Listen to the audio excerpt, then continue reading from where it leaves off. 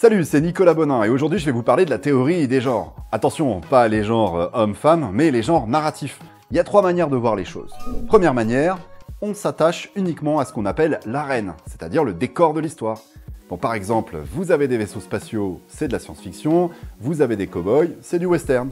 Deuxième méthode, c'est de se baser sur le moteur de l'histoire, c'est-à-dire en gros les passages obligés qu'il y a dans l'histoire, et qui sont imposés par des genres.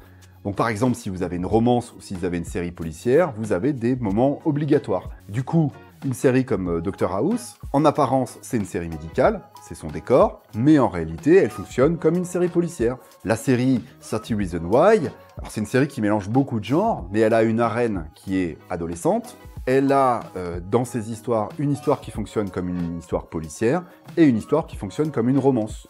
Troisième manière, on va regarder le public à qui va s'adresser l'histoire. Par exemple, la littérature jeunesse s'adresse à des enfants.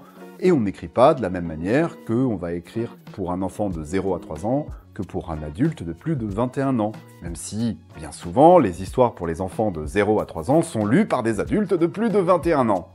Donc voilà, c'est ça la théorie des genres. 3 techniques, soit on parle d'un décor, soit on parle d'un moteur de l'histoire et d'un enchaînement dramatique, soit on se concentre sur le public qui nous intéresse. Et d'ailleurs, je vais vous parler dans une prochaine vidéo d'un genre qui s'apparente à cette troisième approche, le young adult, parce que j'ai en ce moment un texte en concours sur Fixia, vous pouvez aller voter pour lui et m'aider à publier mon futur roman.